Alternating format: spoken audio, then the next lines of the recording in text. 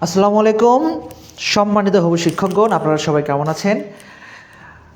আপনাদের উদ্দেশ্যে আবারও চলে আসলাম। আপনারা জানেন যে খুব দ্রুত সময়ের মধ্যে আসন্ন 19তম প্রিলির সার্কুলার হবে এবং আপনারা ইতিমধ্যে জানেন 7ম গণবিজ্ঞপ্তির মাধ্যমে ইতিমধ্যেই কিন্তু এনটিআরসি সুপারিশ করেছে এবং আপনারা আরও জেনে খুশি হবেন যে শিক্ষক নিবন্ধনটাকে আরও আকর্ষণীয় করার জন্য ইতিমধ্যেই কিন্তু এনটিআরসি প্রধান শিক্ষক, সহকারী প্রধান শিক্ষক, প্রিন্সিপাল, ভাইস প্রিন্সিপাল সহ আপনার সব কিছু কিন্তু তাদের নিয়ন্ত্রণে নিয়ে নিয়েছে। অর্থাৎ আপনারা যদি এনটিআরসি এর মাধ্যমে পরীক্ষা দিয়ে যদি আপনি শিক্ষক হওয়ার মতো যোগ্যতা অর্জন করেন, তাহলে কিন্তু আপনি কোনো এক সময় আবার পরীক্ষা দিয়ে কিন্তু আপনি প্রিন্সিপাল বা সহকারী প্রধান শিক্ষক হওয়ার মতো কিন্তু একটা আপনি ক্যাপাবিলিটি তৈরি করতে পারবেন। এই জন্য কিন্তু আমাদের ল্যাবগুলো অনেক স্পেশাল।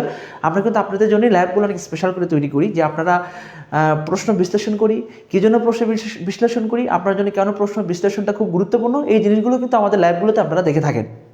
আপনাদের সবার উদ্দেশ্যে বলবো, আপনারা যারা আসন্ন 19তম প্রিলিমিনারিতে পরীক্ষা দিবেন, আপনাদের জন্য একটা কথা আমি বারবার বলি, আপনারা বিগত বছরের প্রশ্নগুলো সমাধান করুন। কারণ বিগত বছরের প্রশ্ন যদি আপনি ভালোভাবে ব্যাখ্যা সহ সমাধান করতে পারেন, তাহলে কিন্তু আপনি সেখান থেকে মিনিমাম 45% বা 50% প্লাস কিন্তু প্রশ্ন কমন পাবেন। এটা কিন্তু আপনি পাবেন। এমনও হতে পারে 60% প্লাস প্রশ্ন ইজি কমন পেয়ে যেতে পারেন, শুধুমাত্র বিগত বছরের প্রশ্ন ব্যাখ্যা সহ সমাধান করলে। আপনাকে অবশ্যই ব্যাখ্যা সহ সমাধান করতে হবে। এখন এই ব্যাখ্যা সহ সমাধানটা আপনার অবশ্যই গুরুত্বপূর্ণ। যেমন ব্যাখ্যা সহ সমাধানটা কি, আমি যদি আপনাকে একটু ব্যাখ্যা সহ একটা এক্সাম্পল স্বরূপ বলি। যেমন ধরেন, প্রশ্ন আছে, একটি আয়তক্ষেত্রের দৈর্ঘ্য এবং প্রস্থ দেয়া আছে, আয়তক্ষেত্রের ক্ষেত্রফল নির্ণয় করো। কিন্তু এই প্রশ্নটাকে অন্যভাবে বললো যে আয়তক্ষেত্রের পরিসীমা নির্ণয় করো অথবা আয়তক্ষেত্রের কর্ণের দৈর্ঘ্য নির্ণয় করো। সেক্ষেত্রে কি, যখন আপনি ব্যাখ্যা সহ সমাধান করবেন, তখন ওই আয়তক্ষেত্রের দৈর্ঘ্য মানে ওই আয়তক্ষেত্রের পরিসীমা, আয়তক্ষেত্রের ক্ষেত্রফল, আয়তক্ষেত্রের কর্ণের দৈর্ঘ্য, এই বিষয়গুলো কিন্তু আপনি জানবেন। এই জন্য আপনাকে ব্যাখ্যা সহ সমাধান করতে হবে। সম্মানিত হবু শিক্ষকগণ, আপনাদেরকে আমি আবারও বলবো, আপনারা যারা আসন্ন 19তমকে টার্গেট করে পড়াশোনা করছেন, অবশ্যই মানে বিগত বছরের প্রশ্নগুলো ব্যাখ্যা সহ সমাধান করুন। আপনারা কে কোথা থেকে দেখছেন অবশ্যই কমেন্ট করে জানাবেন এবং লাইভটি অবশ্যই শেয়ার দেবেন। চলুন আমরা আমাদের মূল আলোচনা শুরু করি এবং আপনাদের সাথে আমি আবারও পরিচিত হই। আমি মোহাম্মদ আনোয়ার হোসেন, প্রভাষক, গণিত বিভাগ, প্রাক্তন সহকারী শিক্ষক। আমি এনটিআরসির মাধ্যমে সহকারী শিক্ষক হয়েছি, এখন বর্তমানে প্রভাষক পদে কর্মরত রয়েছি। চলুন আমরা আমাদের আজকের লাইভটি শুরু করি। তার আগে একটু দেখে নেই যে আপনারা আমাদেরকে কে কোথা থেকে দেখছেন এবং লাইভটি সম্পূর্ণ ক্লিয়ার দেখতে পাচ্ছেন কিনা, এই বিষয়ে একটু ইনশিওর করি। আপনারা আমাদের লাইভটি ক্লিয়ার দেখতে পাচ্ছেন কিনা একটু দেখি, যে লাইভটি আপনারা দেখতে পাচ্ছেন কিনা একটু দেখি। হ্যাঁ, ইতিমধ্যেই আপনারা আমাদের সাথে লাইভে যুক্ত হয়েছেন, আপনাদেরকে অসংখ্য ধন্যবাদ। আপনারা লাইভটি অবশ্যই কমেন্ট করবেন, কে কোথা থেকে দেখছেন অবশ্যই কিন্তু কমেন্ট করে জানাবেন। আমরা আজকে আলোচনা করব 18তম শিক্ষক নিবন্ধন প্রিলির গণিত অংশের ব্যাখ্যা সহ সমাধান স্কুল লেভেলটা নিয়ে। আমরা ইতিমধ্যেই এর আগে ছোট্ট একটি ক্লাস নিয়েছিলাম, প্রথম 5টি প্রশ্ন সমাধান করেছিলাম, কিন্তু আজকে আমরা তাহলে তারপর থেকে সমাধান করার চেষ্টা করি। যেহেতু প্রথম 5টি প্রশ্ন আমরা সমাধান করে ফেলেছি, আমরা তারপর থেকে যদি একটু প্রশ্ন সমাধান করি, তাহলে এটা সমাধান করেছিলাম। আচ্ছা, এখান থেকে আমি সমাধান শুরু করি। দেখেন, এই প্রশ্নটা সো ইম্পর্টেন্ট, এই প্রশ্নটা একটু আপনারা দেখার চেষ্টা করুন। এখানে যে প্রশ্নটা আমি এখানে দেখতে পাচ্ছেন, আমরা আজকে আলোচনা করছি, আমি আবারও বলি, আমাদের আজকের আলোচনার বিষয় হচ্ছে 18তম শিক্ষক নিবন্ধন। এটা হচ্ছে স্কুল, হ্যাঁ, এনটিআরসি। প্রশ্ন, যদি আপনি ব্যাখ্যা সহ সমাধান করতে পারেন, তাহলে এখান থেকে আপনার কি কি উপকার হবে একটু ব্যাখ্যা করি আপনাদের। দেখেন, এখানে লেখা আছে একটি বর্গের বাহুর দৈর্ঘ্য 8 সেন্টিমিটার। একটি বর্গের বাহুর দৈর্ঘ্য 8 সেন্টিমিটার। আমরা কোনো কথা ছাড়া একটা বর্গ অঙ্কন করব, যে বর্গটার প্রত্যেকটা বাহুর দৈর্ঘ্য হচ্ছে 8 সেন্টিমিটার। ওকে, 8 সেন্টিমিটার। ওকে, কাজ শেষ। তারপর বলছে ওই বর্গের কর্ণের উপর অঙ্কিত বর্গক্ষেত্রের ক্ষেত্রফল নির্ণয় করো। তাহলে এই বর্গের যে কর্ণ আছে, এই বর্গের কর্ণ, এই কর্ণের উপর যে বর্গক্ষেত্রটা আমরা অঙ্কন করব, সেই বর্গক্ষেত্রের ক্ষেত্রফল আমাদের নির্ণয় করতে বলছে। মানে একদম ক্লিয়ার, পানির মতো সহজ। মানে এই বর্গের যে কর্ণটা অঙ্কন করেছি আমরা, এই কর্ণের উপর একটা বর্গ অঙ্কন করলাম, সেই বর্গের আমাদের ক্ষেত্রফলটা নির্ণয় করতে হবে। এই বর্গের ক্ষেত্রফল আমরা নির্ণয় করব। তাহলে আমরা যদি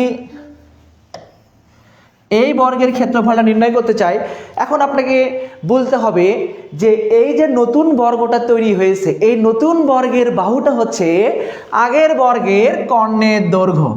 এই যে কর্ণের দৈর্ঘ্য এগুলা। তাহলে এই যে কর্ণের দৈর্ঘ্যটা, এই কর্ণের দৈর্ঘ্যটা কি? এখন কর্ণের দৈর্ঘ্য আপনার জানতে হবে, একটি বর্গের কর্ণের দৈর্ঘ্য, বর্গের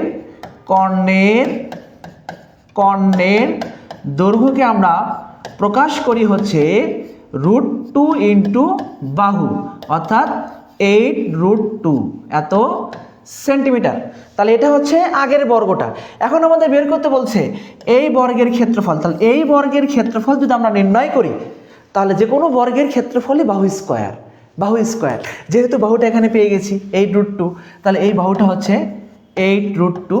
তাহলে এখানে আমাদের বর্গের ক্ষেত্রফল লিখতে হবে যে 8√2 হোল স্কোয়ার। তাহলে 8 8 64, এখানে আছে একটা 2, তাহলে এখানে হবে 128 এত বর্গ সেমি। আপনাদের অবশ্যই মার্ক করতে হবে ক্ষেত্রফলকে আমরা বর্গ একক দ্বারা প্রকাশ করি, এবং আয়তনকে ঘন একক দ্বারা প্রকাশ করি, এবং পরিসীমাকে আমরা শুধু একক দ্বারা প্রকাশ করি। দৈর্ঘ্য, প্রস্থ, পরিসীমা এগুলোকে আমরা শুধুমাত্র একক দ্বারা প্রকাশ করি। তাহলে আমরা পাচ্ছি হচ্ছে কি, এই যে নতুন বর্গটা তৈরি হলো, এই বর্গের ক্ষেত্রফল হচ্ছে 128 বর্গ সেন্টিমিটার। আমাদের সাথে সোনিয়া আক্তার আছেন, আপনি শেয়ার ডান করেছেন, আপনাকে অসংখ্য ধন্যবাদ। স্যার অফলাইন ব্যাচ কবে থেকে শুরু হবে? আমাদের কোনো অফলাইন ব্যাচ শুরু হবে না, আমাদের সকল ব্যাচ অনলাইন।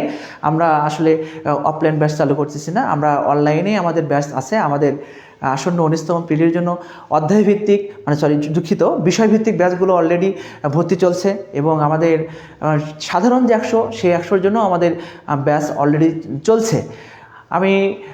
আমি আবারও বলছি, আমাদের প্রত্যেকটি বিষয়ের আপনারা যারা আসন্ন 19তম শিক্ষক নিবন্ধন দেবেন, আপনাদের যে বিষয়ভিত্তিক 100 রয়েছে, এর জন্য প্রত্যেকটি সাবজেক্টের আমাদের কিন্তু আলাদা আলাদাভাবে ভর্তি চলছে। আপনারা যারা আমাদের কোর্সে ভর্তি হতে চান বা যুক্ত হতে চান, অবশ্যই আমাদের সাথে যোগাযোগ করবেন। আমরা পরবর্তী প্রশ্ন দেখি। পরবর্তী প্রশ্ন এখানে লেখা আছে, কোনো বৃত্তের যে কোনো একটি চাপের কেন্দ্রস্থ কোণ 30 ডিগ্রি হলে ওই চাপের বৃত্তস্থ কোণের পূরক কোণের মান কত? তাহলে শুধুমাত্র বৃত্তস্থ কোণ বলেনি, বলছে বৃত্তস্থ কোণের পূরক কোণ। আপনাকে প্রথমে জানতে হবে দুটা জিনিস, এখানে জানতে হবে দুইটা উপপাদ্য আপনার জানতে হবে। কি কি উপপাদ্য জানতে হবে? আপনার জানতে হবে যে আমরা জানি একই চাপের উপর দণ্ডায়মান কেন্দ্রস্থ কোণ বৃত্তস্থ কোণের দ্বিগুণ, এটা একটা জানতে হবে। আর একটা জানতে হবে পূরক কোণ। দুটি কোণের যোগফল যদি 90 ডিগ্রি হয় তখন তাকে আমরা পূরক কোণ বলি, এবং দুটি কোণের যোগফল যদি 180 ডিগ্রি হয় তখন তাকে আমরা সম্পূরক কোণ বলি। এই দুটো জিনিস আপনাদের জানতে হবে। চলুন আমরা আমাদের যে টপিকটি আছে এখানে, এই টপিকের উপর আমরা এই দুইটা জিনিস একটু ভালোভাবে একটু আয়ত্ত করে নিই। দেখেন, এটা একটা বৃত্ত, তাহলে এই বৃত্তের একটা চাপ, আমরা এটা মনে করলাম এটা এ এবং বি। হ্যাঁ, তাহলে এই বি চাপের ওপর এইটাকে বলা হবে, এ কোণটাকে বলা হবে বৃত্তস্থ কোণ। এটা যদি আমরা সি দেই, তাহলে আমরা লিখতে পারি এ সি বি বৃত্তস্থ কোণ। এই যে এটাকে বলা হবে কেন্দ্রস্থ কোণ। কেন্দ্রস্থ কোণের অর্ধেক, হাফ এ ও সি। অথবা আমরা এভাবেও বলতে পারি বি, অথবা আমরা এভাবেও বলতে পারি 2 into A C B A O B, অর্থাৎ কেন্দ্রস্থ কোণ বৃত্তস্থ কোণের দ্বিগুণ, আবার বৃত্তস্থ কোণ কেন্দ্রস্থ কোণের অর্ধেক। দুই ভাবের যে কোনো একভাবে আমরা সমাধান করব। তাহলে এখানে যে মানটা দেওয়া রয়েছে কেন্দ্রস্থ কোণ দেওয়া রয়েছে, আমাদের বৃত্তস্থ কোণের পূরক কোণ নির্ণয় করতে বলছে। তাহলে এখানে খেয়াল করুন, এই পজিশনে আমরা যদি মান বসাই যে কেন্দ্রস্থ কোণ যেটা দেয়া রয়েছে, কেন্দ্রস্থ কোণ এ ও বি এটাকে বলা হয় কেন্দ্রস্থ কোণ। আমি লিখে দিলাম, এটাকে বলা হয়, এই কোণটাকে বলা হয় বৃত্তস্থ কোণ। তাহলে এখানে আমরা যদি মানটা বসিয়ে দিই 30 ডিগ্রি, তাহলে এখান থেকে পাবো আমরা কত? 15 ডিগ্রি। এটা কার মান পেয়েছি? এটা পেয়েছি হচ্ছে আমরা এসিবি, তাহলে 15 ডিগ্রি। আমরা বৃত্তস্থ কোণ 15 ডিগ্রি পেয়েছি, কিন্তু আমাদের বের করতে বলছে বৃত্তস্থ কোণের পূরক কোণ নির্ণয় করো। তাহলে পূরক কোণ যখনই বলবে, যে কোনো একটি কোণের পূরক কোণ নির্ণয় করতে বললে আমরা সরাসরি 90 থেকে সে কোণটা বাদ দিয়ে দিব। কি করব? 90 থেকে ওই কোণটাকে আমরা বাদ দিয়ে দিব। তাহলে আমরা এখান থেকে 90 থেকে যে মানটা পেয়েছি সেই মানটাকে আমরা এখানে বাদ দিয়ে দিব। দিলে আমরা এখানে মানটা পেয়ে যাব 75। তাহলে আমাদের সঠিক উত্তর হবে 75। 80% স্টুডেন্ট এই প্রশ্ন ভুল করবে। কিভাবে ভুল করবে? 80% স্টুডেন্ট সরাসরি বৃত্তস্থ কোণের পরিমাণ নির্ণয় করবে।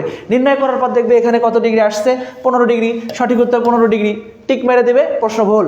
প্রশ্ন আপনাদের 100%, আমি আবারও বলছি, আপনারা পরীক্ষার হলে ঢোকার পর অবশ্যই প্রশ্নটা 2 বার ভালো করে পড়বেন, মিনিমাম 2 বার ভালো করে পড়বেন। কারণ হচ্ছে আপনি যতবার প্রশ্ন ভালো করে না পড়বেন ততবারই আপনার এই ভুলগুলো হবে।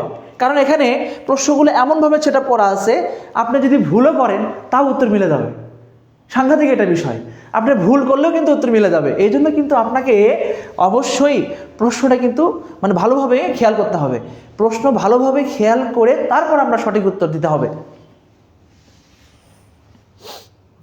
আলোকিত জীবন, আপনি 75 উত্তর দিয়েছেন, আপনার উত্তর সঠিক হয়েছে, আপনাকে অসংখ্য ধন্যবাদ। আপনারা যারা প্রশ্নের সঠিক উত্তর পারবেন অবশ্যই কমেন্ট করে জানাবেন, এবং আমাদের লাইভ ক্লাসগুলো আপনাদের কেমন লাগে এটা কিন্তু কমেন্ট করে জানাবেন।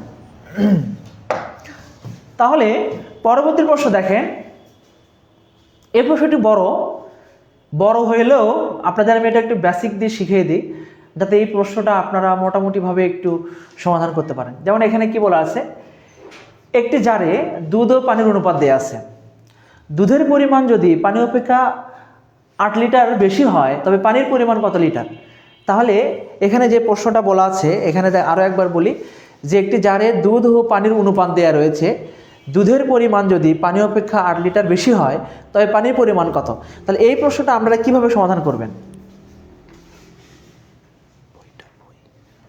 বইটা নিয়ে বইয়ের পেজ নাম্বার বলে দিই সবাইকে, নিয়ে আসো বইটা।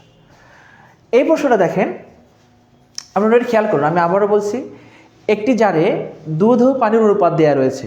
এখানে বলছে দুধের পরিমাণ যদি পানি অপেক্ষা 8 লিটার বেশি হয়, তাহলে দুধের পরিমাণ এখানে যেটা দেয়া রয়েছে এটা যদি পানি অপেক্ষা 8 লিটার বেশি হয় তাহলে পানির পরিমাণটা কত লিটার এটা আমাদের বের করতে হবে। আপনারা আমাদের দেখতে পাচ্ছেন যে আমি যেটা সলভ করতেছি, আমার হাতে যে বইটা রয়েছে, আপনারা কিন্তু আমাদের এই বইয়ে কিন্তু এই প্রশ্নগুলো সকল উত্তর কিন্তু ব্যাখ্যাসহ সমাধান করা আছে। এই বইটা আমি নিজে গণিত পার্টটা ডেভেলপ করেছি। আপনারা কিন্তু চাইলে, আপনারা যারা আমাদের এখন এই বইটি সংগ্রহ করেনি, আপনারা কিন্তু এই বইটি সংগ্রহ করতে পারেন। এই বইয়ের আজকে আপনাদের হাতে যাদের এই বইটি রয়েছে, এই বইয়ের আপনারা 18তম শিক্ষক নিবন্ধন স্কুলের পার্টটা বের করবেন। স্কুলের পার্টটা যখন আপনারা বের করবেন তখন কিন্তু আপনারা এই প্রশ্নগুলো আপনারা পেয়ে যাবেন, সাথে সাথে কিন্তু এই প্রশ্নগুলো আপনাদের হাতে পৌঁছে যাবে, এবং প্রত্যেকটি প্রশ্ন কিন্তু এখানে একদম ব্যাখ্যা সহ কিন্তু সমাধান করা আছে।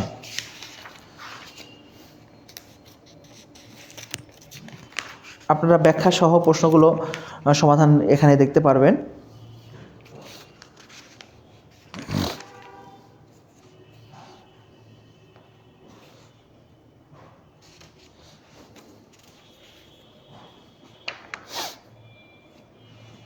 আমাদের পৃষ্ঠা নম্বর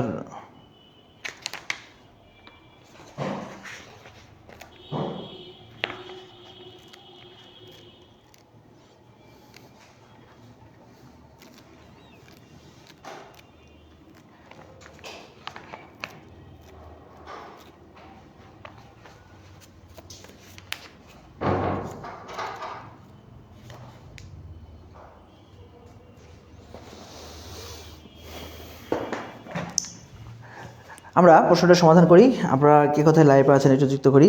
আলোকিত জীবন আপনি বলেছেন 2, আপনার আর সঠিক উত্তর। আমরা বইয়ের প্রাইস কত স্যার? আমাদের বইটি হচ্ছে 590 টাকা, কুরিয়ার চার্জ সহ। আপনি আমাদের বইটি 590 টাকায় কুরিয়ার সহ পেয়ে যাবেন।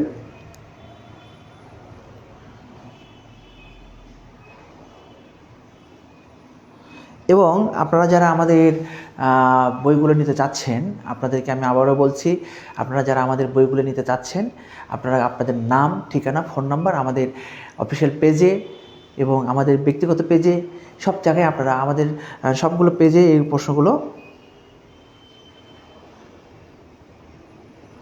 আপনারা অবশ্যই নক করবেন।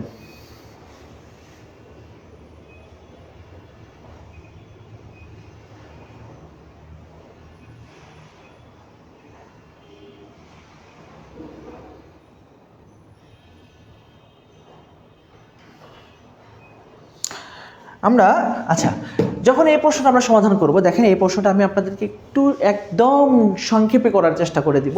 কীভাবে সংক্ষেপে চেষ্টা মানে আপনারা করবেন, যখন এই টাইপের একটি প্রশ্ন আসবে যে একটি জারে দুধ ও পানি বা লবণ ও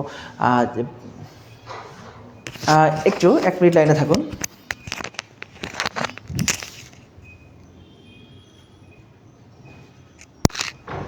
হ্যালো, আসসালামু আলাইকুম। হ্যালো,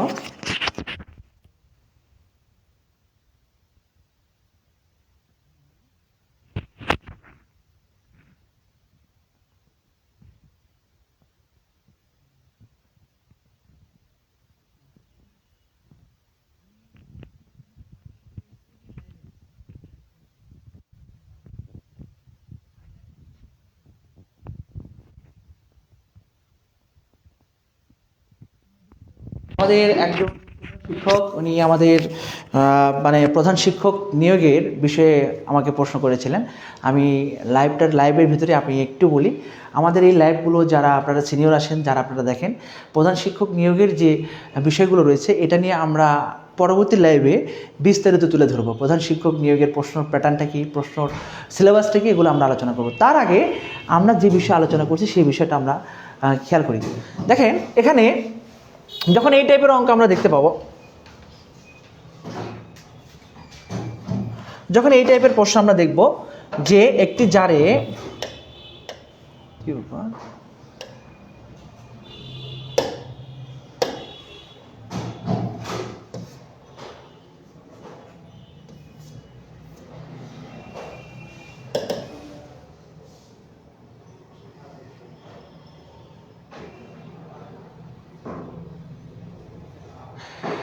একটি জারে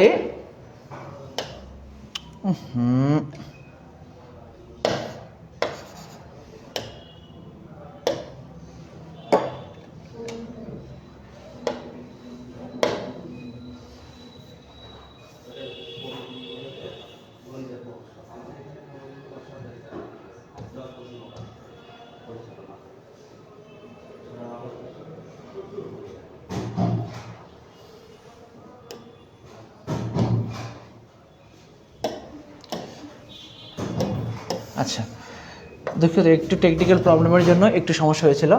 একটি জারে দুধ ও পানির অনুপাত দেওয়া রয়েছে। আমরা একটি দুধ ও পানির অনুপাত দেখতে পাচ্ছি। দুধের পরিমাণ যদি পানি অপেক্ষা 8 লিটার বেশি হয়, কারো পরিমাণ যদি কারো থেকে বেশি হয়, সেই ক্ষেত্রে পানির পরিমাণ আমরা যখন নির্ণয় করব, যখন এই টাইপের প্রশ্ন থাকবে তখন আমরা সরাসরি এই দুটা মানের ব্যবধান করব। 5 থেকে 1 বাদ দিলে হবে কত? 4। এই মান দ্বারা আমরা এই মানটাকে ভাগ করব, যে 8কে 4 দ্বারা ভাগ করব। ভাগ করলে যে মানটা পাবো সেটাই হচ্ছে আমাদের সঠিক উত্তর। আমি আপনাদেরকে আবারও বলছি, যখন এই টাইপের অঙ্ক পাবো, একটি জারে দুধ ও পানির অনুপাত দেওয়া রয়েছে, দুধের পরিমাণ যদি পানি অপেক্ষা 8 লিটার বেশি হয়, কারো পরিমাণ যদি কারো থেকে বেশি হয়, সেই ক্ষেত্রে আমরা এই প্রশ্নটাকে আমরা এভাবে সমাধান করার মানে সমাধান করব। পরবর্তী প্রশ্ন দেখেন, একটি সমকোণী ত্রিভুজের সূক্ষ্মকোণ দুটি দেয়া রয়েছে, ত্রিভুজের বাহু 3টির অনুপাত নির্ণয় করো। অনেক ম্যাজিক্যাল একটি অঙ্ক, এবং এই অঙ্কের জন্য আপনাদের শুধুমাত্র একটি সূত্র মনে রাখতে হবে। বাহু এবং কোণের অনুপাত যদি আমরা নির্ণয় করি, কোনো সমকোণী ত্রিভুজ না, যে কোনো ত্রিভুজের বাহু এবং কোণের অনুপাত যখন আমরা বের করব, তখন আমরা এটাকে যেভাবে সমাধান করব,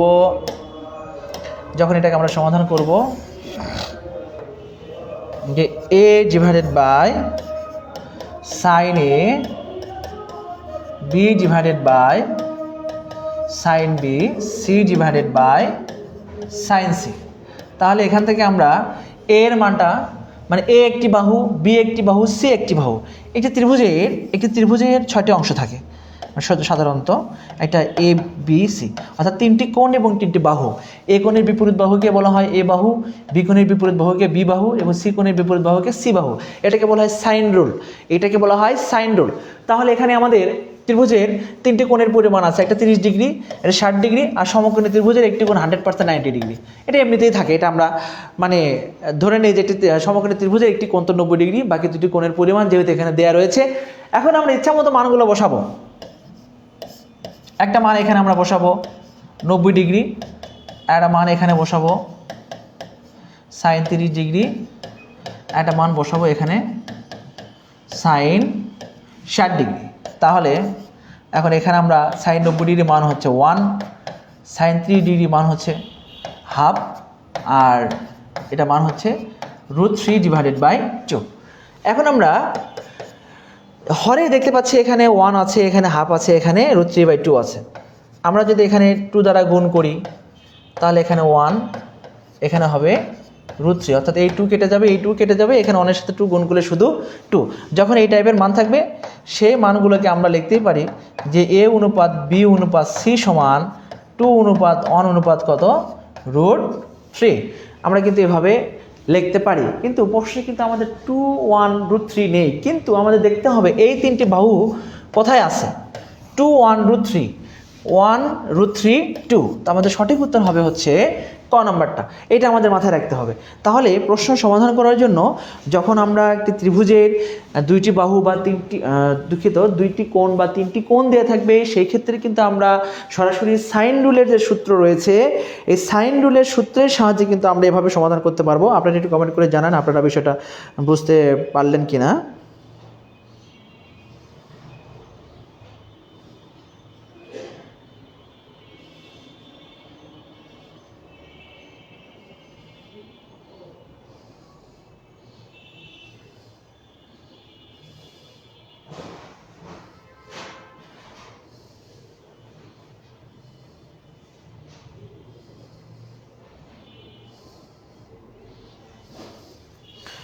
হ্যাঁ, তারপর আমরা পরবর্তী প্রশ্ন দেখি। আপনারা কে কোথা থেকে লাইভটি দেখছেন একটু কমেন্ট করে জানাবেন।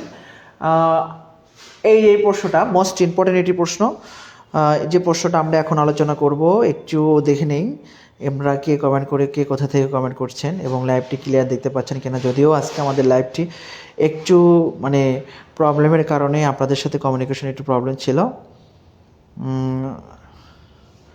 আপনারা লাইভটি ক্লিয়ার দেখতে পাচ্ছেন কিনা এটা অবশ্যই কমেন্ট করে জানাবেন।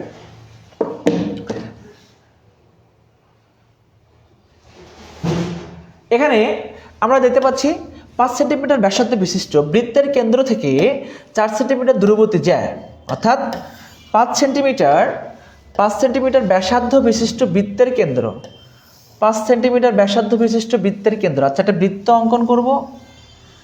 এই বৃত্তের ব্যাসার্ধ হচ্ছে 5 সেন্টিমিটার এবং 4 সেন্টিমিটার দূরবর্তী জ্যায়ের দৈর্ঘ্য কত সেন্টিমিটার। মানে এই বৃত্তের ব্যাসার্ধ দেয়া রয়েছে, বলছে এই বৃত্তের ব্যাসার্ধ থেকে 4 সেন্টিমিটার দূরবর্তী জ্যায়ের দৈর্ঘ্য নির্ণয় করো। তাহলে ব্যাসার্ধ যেহেতু দেয়া রয়েছে, আমরা এখন 4 সেন্টিমিটার দূরবর্তী জ্যা, তাহলে এটা যদি আমরা চিত্রটা একটু আপনাদেরকে ক্লিয়ার করে দেখানোর চেষ্টা করি। চিত্রটা দেখেন, একটু বিষয়টা ক্লিয়ার করি। এটা জ্যা, এটা বৃত্ত, এখান থেকে এটুকু দূরত্ব 4 সেন্টিমিটার। এই যে বৃত্তের ব্যাসার্ধ 5 সেন্টিমিটার, একটু বোঝার চেষ্টা করুন। এই যে এটা ও মানে এ, এটা হচ্ছে বি, এটা হচ্ছে সি। আমরা এখানে আপনাদের দুইটা জিনিস জানতে হবে। ক্লাস 8 থেকে পড়ে আসছেন, এটা ক্লাস 8 আছে, 9 আছে, যে বৃত্তের কেন্দ্র থেকে ব্যাস ভিন্ন অন্য কোনো জ্যায়ের উপর অঙ্কিত লম্ব ওই জ্যাকে সমদ্বিখণ্ডিত করে। তাহলে এখানে প্রশ্নে যেটা বলা রয়েছে, 4 সেন্টিমিটার ব্যাসার্ধ বিশিষ্ট 5 সেন্টিমিটার ব্যাসার্ধ বিশিষ্ট বৃত্তের কেন্দ্র থেকে 4 সেন্টিমিটার দূরবর্তী জ্যায়ের দৈর্ঘ্য নির্ণয় করো। তাহলে এখান থেকে এটুকু দূরত্ব হচ্ছে 4 সেন্টিমিটার, আবার এটা হচ্ছে বৃত্তের ব্যাসার্ধ, এটা হচ্ছে বৃত্তের, আমাদের বের করতে হবে এই জ্যায়ের দৈর্ঘ্য, অর্থাৎ এ থেকে সি। তাহলে এসি সমান লেখা যাবে এবি প্লাস বিসি। আমরা জানি বৃত্তের কেন্দ্র থেকে ব্যাস ভিন্ন অন্য কোনো জ্যায়ের উপর অঙ্কিত লম্ব ওই জ্যাকে সমদ্বিখণ্ডিত করে। তার মানে হচ্ছে এবি এর পরিমাণ এবং বিসি এর পরিমাণ সমান এবি প্লাস এবি। এখানে আমরা লিখব 2 ইন্টু এবি, অর্থাৎ আমাদের লাগবে এবি এর মান। এখন আপনারা স্পষ্ট খেয়াল করুন, এই কোণটা 90 ডিগ্রি, এই কোণটা 90 ডিগ্রি। তাহলে 90 ডিগ্রি অর্থাৎ সমকোণী ত্রিভুজের অতিভুজ এবং অপর যে কোনো বাহু দেয়া থাকলে আমরা তৃতীয় বাহু যেটা রয়েছে সেই বাহুটা নির্ণয় করি বর্গমূল অতিভুজ স্কোয়ার মাইনাস যে বাহু দেয়া থাকবে।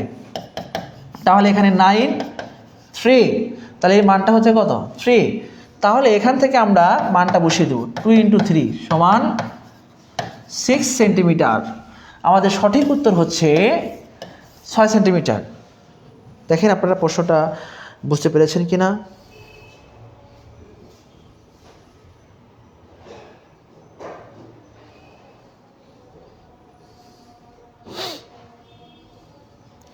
আপনারা প্রশ্নটি ক্লিয়ার বুঝতে পারছেন কি না, স্পষ্ট দেখা যাচ্ছে, একটু কমেন্ট করে জানাবেন। আচ্ছা, পরবর্তী প্রশ্ন দেখেন। এটা মানে খুবই সুন্দর একটি প্রশ্ন। এই প্রশ্ন একটু আপনাদেরকে দেখানোর চেষ্টা করি। দেখেন, লগের ক্ষেত্রে আমি আপনাদেরকে প্রত্যেকবার যতবার আমি আপনাদের লাইভে আসি আপনাদেরকে বলি যে সূচক এবং লগারিদম আমাদের জন্য মানে আপনাদের জন্য যারা পরীক্ষা দিবেন আপনাদের জন্য অসম্ভব রকমের ইম্পর্টেন্ট। এই জন্য সূচক এবং লগারিদম আপনাদের খুবই ভালোভাবে মানে যত্ন নিতে হবে আর কি। এখান থেকে প্রশ্ন থাকেই। দেখেন এখানে একটা প্রশ্ন দেয়া আছে যে লগ এক্স স্কোয়ার, এখানে লগ, এই যে আমরা জানি লগ কোনো মান তার যদি কোনো পাওয়ার থাকে সেই পাওয়ারটা সরাসরি সামনে চলে আসে, কিন্তু এই পাওয়ার কিন্তু সামনে আসবে না। এটা তো হোল স্কোয়ার, এটা হোল স্কোয়ার, আর এটা হচ্ছে লগের চলকটা এক্স, মানে ওই এক্সের পাওয়ার আছে।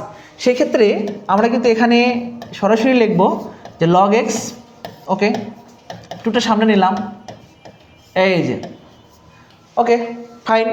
এখন আমরা কি করব, আমরা এখানে ধরে নিই অঙ্কটাকে সহজ করার জন্য লগ এক্স সমান এ ধরে নিলাম, ওকে ফাইন। তাহলে এখানে এ স্কোয়ার, এখানে 2a, মানে এটা আমরা এ ধরে নিয়েছি, এই অংশটাকে আমরা এ ধরে নিয়েছি। তাহলে এখান থেকে আমরা লিখব এ স্কোয়ার মাইনাস কত 2a সমান 0। তাহলে এখান থেকে এ কমন নিলে a মাইনাস 2 ইকুয়াল 0। আমরা জানি একাধিক মানের গুণফল শূন্য হলে প্রত্যেকটির গুণফল শূন্য লেখা যায়। তাহলে এখান থেকে আমরা লিখতে পারি a সমান 0, এর মান কত, এর মান লগ এক্স, এবং আমরা জানি লগ 1 সমান 0, আমরা জানি লগ 1 সমান 0, ওই পাশে লগ বাদ। তাহলে এখান থেকে আমরা লিখব x ইকুয়াল টু কত 1। আরও একটা অংশ আছে a মাইনাস 2 ইকুয়াল 0, a সমান 2, a সমান এখানে কি লিখব লগ এক্স, এখানে হচ্ছে কত 2। এখন এখানে এসে আমরা বুঝতে পারছি যে আমাদের এই প্রশ্নের যদি লগ এক্স থাকে তাহলে এই মানটাকে সমাধান করার সম্ভাবনা নেই। এটা যদি 10 ভিত্তিক লগ থাকতো, মানে 10 ভিত্তিক লগ থাকতো, তাহলে আমাদের এইখান থেকে আমরা সঠিক উত্তরটা নির্ণয় করতে পারতাম। এই প্রশ্নটা আমাদের সঠিক নয়। এই প্রশ্ন সঠিক কিভাবে হবে, যদি এখানে 10 ভিত্তিক লগ থাকতো। এই যে দেখেন, এই যে তাহলে আমরা এটা ধরে নিতাম, এই যে দেখেন এখানে, তাহলে আমরা এখানে লিখতাম 10, এখানে আমরা লিখতাম লগ 1 সমান তো 0, সমস্যা নেই, লগ 10 বাদ গেল। এখন আমরা এখানে লিখতাম 10। এবার এসে আমরা এখানে লিখতাম 10, এই 2টাকে এক্সের জায়গায় পাঠাইতাম আর এক্স এখানে লিখতাম। তাহলে অতএব এক্স সমান লিখতাম এই যে 100। ওকে, সঠিক উত্তর এটা আমাদের। আপনারা লাইভটিকে কোথা থেকে দেখছেন জানাবেন। দেখেন প্রশ্নটা বোঝেন কি না। আমাদের আজান হচ্ছে, আমরা একটু বিরতি নেই।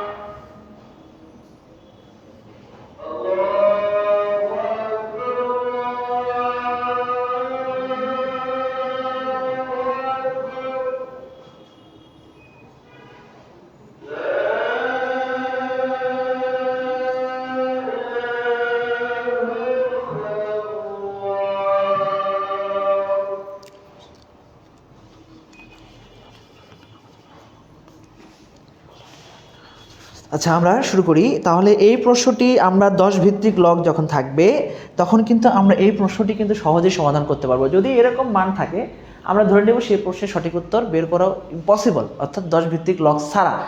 আর তাছাড়া আমাদের এখানে 10 ভিত্তিক লগ ধরে নিতে হবে। আমরা 10 ভিত্তিক লগ ধরে নিয়ে কাজ করতে পারবো, কিন্তু প্রশ্নে 10 দেওয়া থাকবে, আমাদের হয়তো এখানে মানটা মিসিং হয়ে গেছে। আমরা পরবর্তী প্রশ্ন শুরু করি।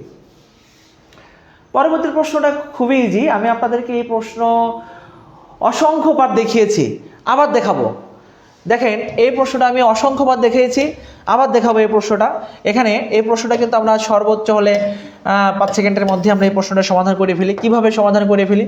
এখানে দেয়া রয়েছে ক অনুপাত খ 4:5। এখানে দেয়া রয়েছে খ অনুপাত গ সমান দেয়া রয়েছে 7:8। আমাদের বের করতে বলছে ক, খ, গ। যদি ক এবং গ বের করতে বলে তার জন্য আমাদের শর্টকাট ওয়ে আছে একটি। যদি ক এবং গ নির্ণয় করতে বলে আমরা সরাসরি, কোনো কথা নেই, আমরা জাস্ট কি করব, এই উপরের দুটা গুণ করব আর এই দুটা গুণ করব, গুণ করে বসাই দেব। আমি কি বললাম? যদি ক এবং গ মানে প্রথম এবং শেষের মানটা নির্ণয় করতে বলে তাহলে আর কোনো কথা নেই, আমরা শুধু এই দুটা মান গুণ করব, এই দুটা মান গুণ করব। 4 × 7 = 28, 5 × 8 = 40, শেষ। আর কোনো কাজ নেই, জাস্ট এই কাজটা করব। আমি আবারও বলছি, যদি কোনো অনুপাতকে ধারাবাহিক অনুপাত করতে বলে এবং প্রথম অনুপাত এবং তৃতীয় অনুপাতটা নির্ণয় করতে বলে, অর্থাৎ প্রথম রাশি এবং তৃতীয় রাশি, তাহলে আমরা সরাসরি এই দুটাকে গুণ করব এবং এই দুটাকে গুণ করব। গুণ করে যে মানটা পাবো সেটা হচ্ছে আমার প্রথম এবং তৃতীয় রাশির অনুপাত। এর চাইতে সহজ নিয়ম হবে না। আমি আবারও বলছি, এটা সবথেকে সহজ নিয়ম। যখন আমরা অনুপাতগুলো দেখতে পাবো সেই ক্ষেত্রে আমরা ক এবং গ যখন নির্ণয় করব, অথবা এ এবং সি অর্থাৎ প্রথম অনুপাত এবং তৃতীয় অনুপাত যখন নির্ণয় করব, তখন আমরা এই দুটাকে গুণ করব এবং এই দুটাকে গুণ করব। তারপর যদি সেই মানটা কোনো মান দ্বারা নিঃশেষে বিভাজ্য হয় তাহলে করতে হবে এর 4 দ্বারা নিঃশেষে বিভাজ্য। 4 × 7 = 28, 4 × 10 = 40। এই যে মানে এর চাইতে সহজ নিয়ম হবে না, এটার চাইতে সহজ নিয়মে আর সমাধান করা পসিবল নয়। এখন এই প্রশ্নটাকে আমরা যদি ক, খ, গ নির্ণয় করি তাহলে কিভাবে করব? যদি ক, খ, গ নির্ণয় করি, এতে ক অনুপাত খ সমান 4:5, আবার খ অনুপাত গ সমান হচ্ছে 7:8। তখন যদি আমরা ক, খ এবং গ নির্ণয় করি তখন আমরা এই 7 দ্বারা এই দুটা মানকে গুণ করব। 4 × 7 = 28, 5 × 7 = 35। আর এই মান দ্বারা সরাসরি নেচারটাকে গুণ করব, এই যে। তাহলেই কিন্তু আমাদের ক, খ এবং গ অর্থাৎ ধারাবাহিক অনুপাতটা আমাদের নির্ণয় হয়ে যাবে। এভাবেও কিন্তু আমরা ক এবং গ নির্ণয় করতে পারি। এই যে ক এবং গ, বেশি সময়ের প্রয়োজন। আমরা এত সময় কেন নিব? আমরা শর্টকাটে করে ফেলবো, যেহেতু এটা আমরা জানি। মামুন বিশ্বাস, আপনি হাই দিয়েছেন, আপনাকে অসংখ্য ধন্যবাদ। আপনারা যারা আমাদের সাথে যুক্ত আছেন আপনাদেরকে অসংখ্য ধন্যবাদ, আবারও ধন্যবাদ জানাচ্ছি। এবং ইতিমধ্যেই আপনারা যারা সিদ্ধান্ত নিয়েছেন যে আসন্ন 19তম প্রিলিমিনারির মাধ্যমে আপনারা একজন শিক্ষক হয়ে উঠবেন বা আমাদের মতো একজন শিক্ষক হতে চান, বা আপনাদেরকে আমি আবারও বলবো, আপনারা কিন্তু অবশ্যই বিগত বছরের প্রশ্নগুলো সমাধান করবেন। এবং সার্কুলারের অপেক্ষায় যদি আপনার প্রস্তুতিকে আপনি গোছাতে না পারেন, এর ব্যর্থতা কিন্তু আপনারই। এই জন্য আমি বলবো, আপনাদের সার্কুলার কবে হবে? সার্কুলার তো হবে, নিয়োগ তো হবে। সুতরাং সেই আশায় না থেকে আপনি আপনার প্রস্তুতিকে গুছিয়ে রাখুন। কারণ হচ্ছে, যেমন আমি ম্যাথমেটিক্সের স্টুডেন্ট, আমি কিন্তু আপনাদেরকে বলতে পারি যে আগের তুলনায় এখনকার যে পরীক্ষাটা সম্পূর্ণ আলাদা। 100 মার্কসের এমসিকিউ পরীক্ষা, বিষয়টা কিন্তু সো ডিফিকাল্ট। আপনার লিখিত পরীক্ষা এবং এমসিকিউ পরীক্ষা, কিছু কিছু অঙ্ক আছে আপনার অনেক অংশ করে বের করতে হবে এবং অঙ্কের বেসিক কনসেপ্টগুলো নিতে হবে। প্রত্যেকটা অধ্যায়ের বেসিক কনসেপ্ট নিয়ে আপনার এমসিকিউ যেতে হবে। এমসিকিউ সলভিং করার জন্য আপনার কী প্রয়োজন? বেসমেন্ট। আপনার বেস যদি শক্তিশালী না হয় তাহলে কিন্তু আপনি এমসিকিউ সলভে যেতে পারবেন না। এই জন্য আপনাকে অবশ্যই প্রত্যেকটা চ্যাপ্টারের বেসমেন্ট শক্তিশালী করতে হবে, মানে বেসমেন্ট। যেমন যারা আপনাদের গণিতের স্টুডেন্ট আছেন, আপনারা যারা গণিতের স্টুডেন্ট আমার লাইভটি দেখছেন, আমি আপনাদেরকে আবারও বলছি, আপনার বেসমেন্ট শক্তিশালী হতে হবে। যেমন আপনার ধরেন অর্ডিনারি ডিফারেনশিয়াল ইকুয়েশনের কথা বলি। অর্ডিনারি ডিফারেনশিয়াল ইকুয়েশনের আপনার এমন অঙ্ক আছে যেগুলো অঙ্ক কিন্তু আমরা এমসিকিউ দেখেই বলে দিতে পারি। তাহলে আপনার কী করতে হবে, এখানে কিন্তু আপনার বেসমেন্টটা শক্তিশালী করতে হবে। আবার ক্যালকুলাস যদি আপনি বের করেন, আপনি যদি ফান্ডামেন্টাল যদি বের করেন, আপনি যদি জিওমেট্রি বের করেন, তাহলে যে বিষয়গুলো আছে এই বিষয়গুলো কিন্তু আপনার মানে সর্বোপরি কিন্তু খেয়াল রাখতে হবে। সর্বোপরি খেয়াল রাখতে পারলেই কিন্তু আপনি একটা ভালো ফলাফল করতে পারবেন। দেখেন পরবর্তী যে প্রশ্নটা রয়েছে,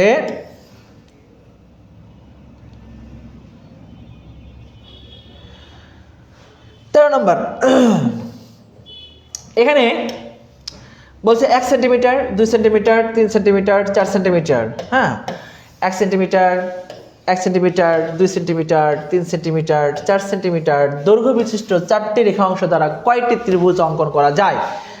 তাহলে ত্রিভুজ অঙ্কন করা যায় বাহু দ্বারা, দৈর্ঘ্য বিশিষ্ট রেখা অংশ দ্বারা। যখনই যতগুলো রেখা অংশ থাকবে সব রেখা অংশ দ্বারা ত্রিভুজ গঠন করা যায়, এরকম যদি কোনো ফরম্যাট আমরা দেখতে পাই, সেই ক্ষেত্রে আমরা সরাসরি NC3 - n এটা আমরা ব্যবহার করতে পারি, অথবা আমরা এটাকে nটাই মিশে দিই, আমরা NC3 ব্যবহার করি। nটা হচ্ছে কি, এখানে 4টা বাহু রয়েছে, খেয়াল করুন। আগে NC3 বের করি, 4C3। তাহলে 4C3 অর্থ কি, 4, আমি যদি সংক্ষেপে বোঝাই, 4, 3, 2। এখানে হচ্ছে যে মানটা থাকবে, এখানে আমরা 3, 2, 1 এটা একটা এভাবে একবার নির্ণয় করতে পারি, আবার এভাবেও নির্ণয় করতে পারি। 4 ফ্যাক্টোরিয়াল, 3 ফ্যাক্টোরিয়াল, 4 - 3 ফ্যাক্টোরিয়াল, আমরা এভাবেও নির্ণয় করতে পারি। তাহলে ওইভাবে নির্ণয় করতে গেলে একটু আপনাদের সময় বেশি লাগবে, কিন্তু আমি যদি এভাবে দেখিয়ে দিই যে n বাই সামথিং মানে NC something, n combination something কোনো মান থাকে, আমরা লিখব এখানে যে মানটা রয়েছে, তাহলে n থেকে শুরু করে ওই কটা পথ কমতে থাকবে। কীরকম, n × n - 1 n - 2 যদি এরকম থাকতো, NC5 যদি থাকতো, আমরা কিন্তু এটাকে আমরা এভাবে লিখতে পারতাম। এটাকে মূলত আমরা লিখি হচ্ছে এভাবে n/5 এভাবে লিখি, কিন্তু এটার মান যা আসবে এটার মানও সেম আসবে। এই জন্য আমি আপনাদের বোঝানোর চেষ্টা করতেছি। তাহলে এটা কি হবে, n × n - 1 n - 2 n - 3 n - 4, নিচে 5 4 3 2 1, অর্থাৎ 5 থেকে শুরু করে 1 পর্যন্ত সকল মানের গুণফল। তাহলে এখান থেকে আমাদের যেটা দাঁড়াচ্ছে, এখান থেকে আমাদের যেটা দাঁড়াচ্ছে, আপনাদের ত্রিভুজ অঙ্কন করার যে বিষয়টা, সেখান থেকে আমরা n/3 আমরা নির্ণয় করব। এখানে n এর মানটা কত আছে, n হচ্ছে 4টা বাহু, 4/3। তাহলে আমরা 4টা পদ, 4 × 4 - 1 4 - 2, অর্থাৎ এখানে 3 ছিল তাই 3টা পদ নিয়েছি, আর হরে হচ্ছে 3 2 1, তাহলে 4 3 2, এখানে আমরা লিখব 3 2, এই দেখ, তাহলে 4। তাহলে কি উত্তর কি আমাদের 4 হবে? উত্তর কি 4 হবে? 4 হবে উত্তর, 4টি। আসলে আমাদের দেখতে হবে 4টি আসলেই হচ্ছে কি না, এটাও খেয়াল করতে হবে। কিভাবে খেয়াল করতে হবে? আমরা জানি ত্রিভুজের যে কোনো দুই বাহুর যোগফল তৃতীয় বাহু অপেক্ষা বৃহত্তর হতে হবে। তাহলে এখানে তা তো সম্ভব না, যেমন 1 আর 2 যোগ করলে হচ্ছে 3, তৃতীয় বাহুর চাইতে তো বড় হচ্ছে না, তা 3 আর 3 মিলে যাচ্ছে। তার মানে এভাবে একভাবে ত্রিভুজ গঠন করা পসিবল নয়। আবার খেয়াল করুন, 1 আর 2 যোগ করলে 3 হচ্ছে, 4-এর চাইতে বড় হচ্ছে না, তাহলে এভাবেও গঠন করা সম্ভব নয়। তাহলে এই বাহু আর এই বাহু নিয়েও সম্ভব নয়, এই বাহু এবং এই বাহু নিয়েও সম্ভব নয়। আবার দেখেন 1 আর 3 যোগ করলে কত হচ্ছে, 4, 4-এর সমান হচ্ছে, কিন্তু 4-এর চেয়ে বড় হচ্ছে না। তার মানে কি 1 3 এবং 4 এটা দ্বারা সম্ভব হচ্ছে না, 1 2 এবং 3 এটা দ্বারা সম্ভব হচ্ছে না, 1 2 3, আবার হচ্ছে 1 2 4 লিখি, 1 2 4, আবার 1 2 3, এই 3টা বাহু দ্বারা সম্ভব হচ্ছে না, এটা দ্বারা সম্ভব হচ্ছে না, এটা দ্বারা সম্ভব হচ্ছে না। তাহলে 3টা বাহু দ্বারা ত্রিভুজ গঠন করা সম্ভব নয়। কেন সম্ভব নয়? এই 3টা বাহু দেখেন, এই 2টা বাহুর যোগফল তৃতীয় বাহুর চাইতে বৃহত্তর নয়, এই 2টা বাহুর যোগফল তৃতীয় বাহুর চাইতে বৃহত্তর নয়। কারণ আমরা জানি ত্রিভুজ গঠন করতে গেলে যে কোনো দুই বাহুর যোগফল তৃতীয় বাহুর চাইতে বৃহত্তর হতে হবে, তাহলে এখানে এই 4 থেকে এই 3টা বাদ দিতে হবে, তাহলে আমাদের সঠিক উত্তর হবে 1। এই যে অধিকাংশ স্টুডেন্ট কিন্তু আপনারা 4ই উত্তর দিবেন, কিন্তু 4 উত্তর হবে না। আপনার দেখতে হবে যে কয়টা বাহু দ্বারা ত্রিভুজ গঠন করা সম্ভব নয়, সে কয়টা বাদ দিয়ে দিতে হবে, এটা আপনার মাথায় রাখতে হবে। আমরা পরবর্তী প্রশ্ন দেখি। আমি বলেছিলাম যে লগটা আপনাদের জন্য অনেক ইম্পর্টেন্ট। দেখেন আসলেই কিন্তু লগ ইম্পর্টেন্ট, মানে অসম্ভব রকমের ইম্পর্টেন্ট সূচক এবং লগারিদমটা। দেখেন এখানে লেখা আছে লগ, এটা 10 বেজ হবে -2। এই যে তাহলে এখানে আমরা জানি লগারিদমের বেসিক বা ডেফিনেশন, যে এটা আপনারা জানেন, প্রত্যেকেই জানেন লগারিদমের ডেফিনেশন a⁴x = c। তাহলে লগারিদম মানে বেসমেন্ট মানে পাওয়ার আকারে থাকবে। যখন এই বেজ আকারে, বেজ এবং পাওয়ারের সমন্বয়ে থাকবে, যখন এই বেজ এবং পাওয়ারকে যখন আমরা সূচকীয় আকারে কনভার্ট করব, মানে সূচকে কনভার্ট করব, তখন কিন্তু আমাদের এই ডেফিনেশনটা আমরা প্রত্যেকেই জানি, আপনারা সবাই জানেন, অসংখ্যবার দেখেছেন এই ডেফিনেশনটা। কি ডেফিনেশন? জাস্ট এখানে যে মানটা রয়েছে এই মানটা ধ্রুবপদের পজিশনে আসবে, মানে ডান পাশের পজিশনটায় আসবে। তো a⁴c = কত x। আপনি যদি আমাকে বলেন এটা কীভাবে হয়েছে, এটা হচ্ছে লগারিদমের ডেফিনেশন। লগারিদমের ডেফিনেশন আমি আপনাদেরকে সহজভাবে বুঝাইতে পারি যে এখানে যে বেজ আকারে মানটা ছিল, এই মানটা সূচকীয় আকারে কনভার্ট হয়েছে, সূচকীয় আকারে রূপান্তর হয়েছে। কিভাবে রূপান্তর হয়েছে? এখানে যে মানটা রয়েছে সেই মানটা এই পজিশনে আসবে এবং এই যে মানটা সরাসরি এই পজিশনে আসবে, আর লগটা বাদ হয়ে যাবে। এটাকে আমরা সূচকীয় আকারে রূপান্তর করেছি। তাহলে এখান থেকে আমরা জানি যে, আমরা এটাও জানি a⁻n = 1/a⁴n। তাহলে এটা 1/10² লিখে ফেলবো x। তাহলে এটা লিখবো হচ্ছে 1/100 = x 1/100। এখন 1কে 100 দ্বারা ভাগ করি, এই যে ভাগ করি, 1-এর মধ্যে যাচ্ছে না, একটা দশমিক দেওয়ার কারণে এটা 0 দিতে হবে। 10-এর মধ্যে 100 যায় না, তাহলে আরও একটা শূন্যের প্রয়োজন। যখনই আরও একটা অতিরিক্ত 0 দিব, তখন এখানে একটা 0 বসাইতে হবে। এই যে এবার যাচ্ছে একবার, এই যে এভাবে কিন্তু আপনারা ভাগ করতে পারেন। আপনারা আমাদের লাইভটি কে কোথা থেকে দেখছেন একটু কমেন্ট করে জানাবেন, এবং সম্পূর্ণ ক্লিয়ার দেখা যাচ্ছে কিনা এটা একটু কমেন্ট করে জানাবেন। আমরা ইতিমধ্যে আজকে লাইভের শেষ প্রান্তে চলে এসেছি। আমরা আপনাদের একটা ম্যাজিক্যাল অঙ্ক দেখাবো, দেখে শেষ করে দিব। ম্যাজিক্যাল অঙ্ক, ম্যাজিক্যাল। যখন রহিম, করিম, সালাম, বক্কর, ঠিক আছে, মিম, অমুক তমুক 2জন নাম থাকবে, 2জন ব্যক্তি থাকবে, একটি কাজ যথাক্রমে এতদিনে এবং এতদিনে করতে পারে, মানে এরকম টাইপের একটা অঙ্ক থাকবে। দুটি চৌবাচ্চা থাকতে পারে, যে কোনো 2জনের নাম থাকতে পারে, দুটি কাজ এতদিনে করতে পারে। তারা একত্রে কাজটি কতদিনে করবে? যদি এই টাইপের কোনো প্রশ্ন থাকে, একত্রে কাজটি কতদিনে করবে, একত্রে কতদিনে খেতে পারবে, একত্রে দুটি চৌবাচ্চা ছাড়লে কতক্ষণে চৌবাচ্চাটি পূর্ণ হবে, এই টাইপের যত প্রশ্ন আছে, যত লেভেলের প্রশ্ন আছে এই টাইপের সবগুলো প্রশ্নের জন্য আমরা একটাই সূত্র ব্যবহার করব, m/m+n। এখানে mটা হচ্ছে প্রথম ব্যক্তির সময় আর nটা হচ্ছে দ্বিতীয় ব্যক্তির সময়। তাহলে এখানে m এর মানটা এবং n এর মানটা আমরা বসিয়ে দিব। এখানে m প্লাস কত n। আপনারা প্রত্যেকেই এই প্রশ্ন জানেন, আমি জানি, তারপরেও আমি আপনাদেরকে এই প্রশ্নটা দেখিয়ে দিলাম। 5 দ্বারা কাটলে 3, 5 দ্বারা কাটলে 5, 5 দ্বারা কাটবো 10, 5 × 10 6 দিন। তাহলে আমাদের সঠিক উত্তর হবে 6 দিন। আপনারা দেখেন প্রশ্নটা কিন্তু আমি খুব সহজে এবং খুব ইজি ওয়েতে কিন্তু আপনাদেরকে করানোর চেষ্টা করেছি। যখন আপনারা এই টাইপের কোন প্রশ্ন পাবেন তখন কিন্তু আপনারা সহজে কিন্তু এভাবে সমাধান করতে পারবেন। দেখি আমাদের কি আর কোনো প্রশ্ন আছে কি না। কলার অঙ্ক, লাভের অঙ্ক। আচ্ছা, এই প্রশ্নটা দেখি আপনাদেরকে একটু দেখাই।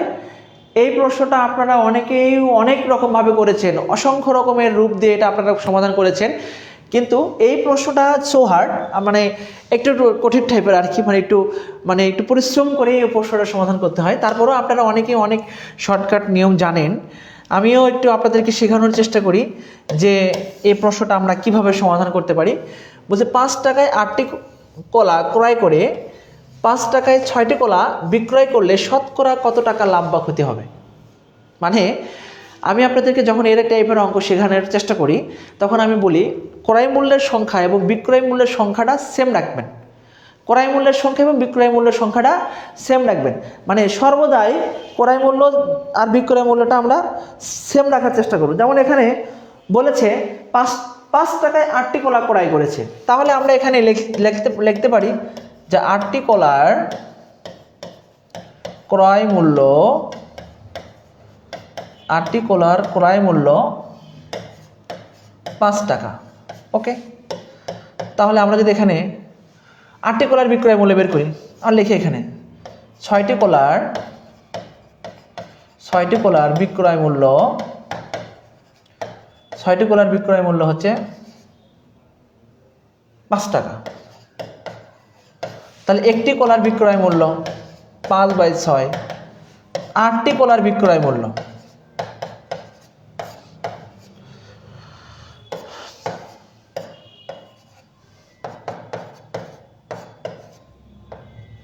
তাহলে 8টি কলার ক্রয় মূল্য বের করা হয়েছে, 8টি কলার বিক্রয় মূল্য বের করা হয়েছে। এখন খেয়াল করুন যে ক্রয় মূল্য 5 টাকা আর বিক্রয় মূল্য 318, মানে 6 পয়েন্ট সামথিং, মানে বেশি হয়েছে আর কি। যখনই বিক্রয় মূল্য বেশি হবে, ক্রয় মূল্য কম হবে, তখনই কিন্তু আমাদের লাভ হবে, এটা কিন্তু আমরা জানতে হবে। এখন এখানে সংখ্যাটা ঠিক রাখবেন। আপনি চাইলে কিন্তু এখানে 1টি করেও নিতে পারতেন, এখানে কিন্তু 1টিও নিতে পারতেন। সেক্ষেত্রে মানে সংখ্যাটা ঠিক রাখলে আমরা ক্রয় মূল্য এবং বিক্রয় মূল্য যখন দেখব যে এখানে ক্রয় মূল্য 5 টাকা, বিক্রয় মূল্য 6 পয়েন্ট সামথিং, অর্থাৎ বেশি আসছে, ক্রয় মূল্যের চাইতে যখন বিক্রয় মূল্য বেশি হবে তখন শতকরা লাভ হবে। তখন আমরা লিখি এখানে শতকরা লাভ সমান, এখানে আমরা লিখি বিক্রয় মূল্য বিয়োগ ক্রয় মূল্য।